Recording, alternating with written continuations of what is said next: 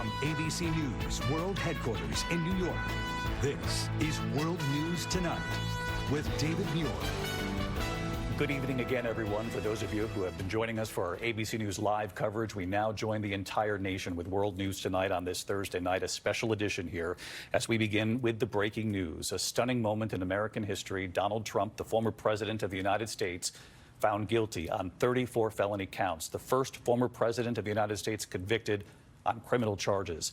The dramatic turn in the courtroom, the judge signaling he would excuse the jurors for the day. You could see the former president actually joking with his attorney at that point, and then jurors telling the judge that they had in fact reached a verdict. Whiplash in the courtroom, a sudden change in temperature when the former president realized he was about to learn his fate. They deliberated nearly 10 hours over the course of 2 days. A short time ago, Donald Trump returning to Trump Tower right here on Fifth Avenue in Manhattan after his conviction, pumping his fist, waving at the cheering crowd. Back in court, the former president sitting stone-faced as each of the charges was read one by one guilty on all 34 counts. The former president shaking his head at times. The former president reacting immediately, coming before the cameras, calling the trial rigged, disgraceful, saying, quote, "The real verdict is going to be November 5th by the people." A short time later, we all witnessed here as we were carrying this live on ABC, the former president seen leaving the courthouse, getting into an SUV. The Secret Service there gathered to drive back to Trump Tower.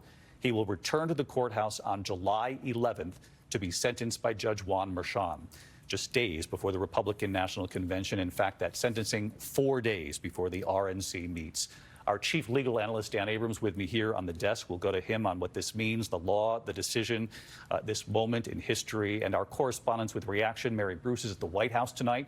Rachel Scott on Capitol Hill with reaction from Republicans, what this does in the race for president. But first, the dramatic scene that played out late today from our senior investigative correspondent, Aaron Katersky, leading us off at the courthouse. Tonight, the breaking news, Donald Trump guilty in the so-called hush money criminal trial. On the first count, Donald Trump is guilty. Count 2, guilty. Count 34, guilty. Guilty on all counts. This is the conclusion of a trial, but it's only the beginning of a fight. The real verdict is going to be November 5th by the people. The CBS Evening News starts now.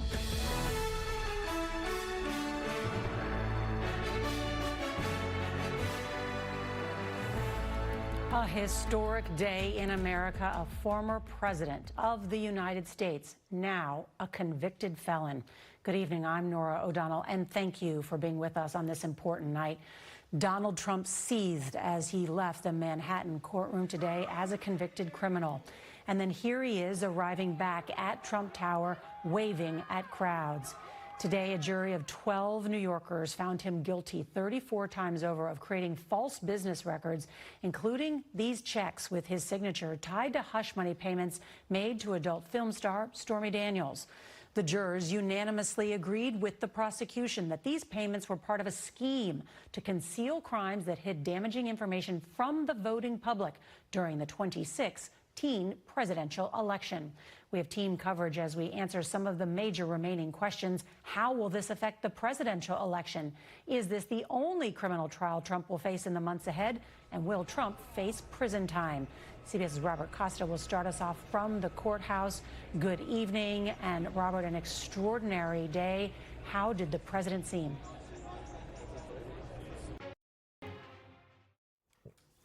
Tonight, a watershed moment in this nation's history. For the first time, an American president convicted of criminal conduct, all in the middle of an election season. Donald Trump convicted on 34 counts of falsifying business records after a Manhattan jury deliberated for 9.5 hours.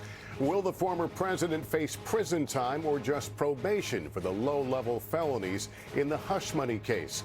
And how will the judicial system handle the unprecedented case of a former president with Secret Service protection? The political fallout, how will this impact Donald Trump's campaign for the presidency? The real verdict is going to be November 5th. Mr. Trump, the presumptive Republican nominee, defiant tonight, proclaiming his innocence, calling the process rigged, and accusing President Biden of backing a political persecution as he addressed cameras outside the courtroom. The Biden campaign saying, quote, "We saw that no one is above the law." And how will a nation driven by political division react? Our complete historic coverage coming up. This is NBC Nightly News with Lester Holt. Good evening and welcome, everyone. Guilty on all counts. Donald J. Trump, the 45th president of the United States, was found guilty late today on all 34 counts of falsifying business records to conceal payments to a porn star just before the 2016 election. The stunning verdict was delivered in New York by a jury of 7 men and 5 women who deliberated for 2 days, making Mr. Trump the first former American president to be convicted of a crime. Tonight, breaking news as we come on the air in the West. Former President Donald Trump found guilty on all counts. Tonight, Donald Trump railing against the verdict. This was a disgrace. The jury, 7 men and 5 women, convicting the former president on 34 felony counts of falsifying business records involving the hush money payment to Stormy Daniels. Trump sitting stone-faced in court, shaking his head at times as the jury delivered its verdict. Tonight, when Trump will be sentenced, Dan Abrams is here on what Trump potentially faces. What could the judge decide when it comes to sentencing? And what does this mean for the race for president? The reaction tonight inside Trump's campaign. Aaron Katersky outside the courthouse. Mary Bruce at the White House. Rachel Scott with reaction on the Hill.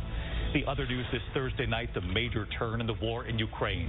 The Biden administration giving Ukraine permission now to use American weapons to strike inside parts of Russia. Back in the U.S. in the West tonight, the verdict in the trial of doomsday cult leader Chad Daybell, accused of killing his first wife, then accused of killing his new wife's 2 children. What the jury decided. In New York City's Times Square, the harrowing scene tonight. A man attacked with a machete, an area packed with tourists. Tonight, the CDC confirming a 3rd human case of bird flu here in the U.S., where it's been discovered. And we're tracking severe storms at this hour across multiple states. Possible tornadoes and damaging winds, and the threat now stretching east tomorrow.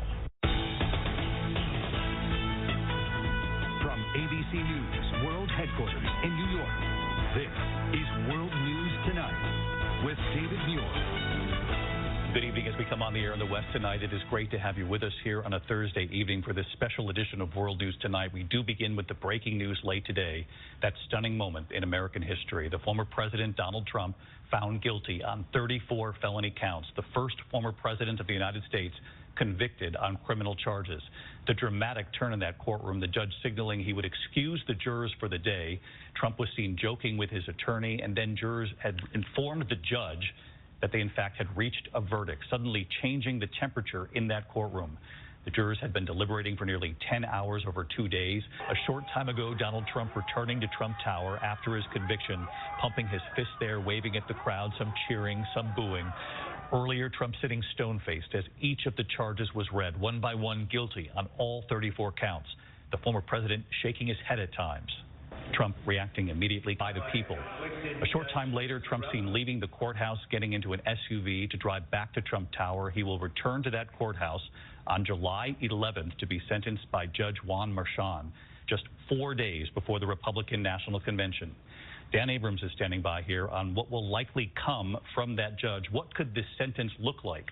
Also, our correspondents with reaction, Mary Bruce at the White House, Rachel Scott on Capitol Hill, and reaction tonight at this hour from inside the Trump campaign and the Trump family. But first, our senior investigative correspondent, Aaron Katersky, leading us off at the courthouse with these dramatic events late today.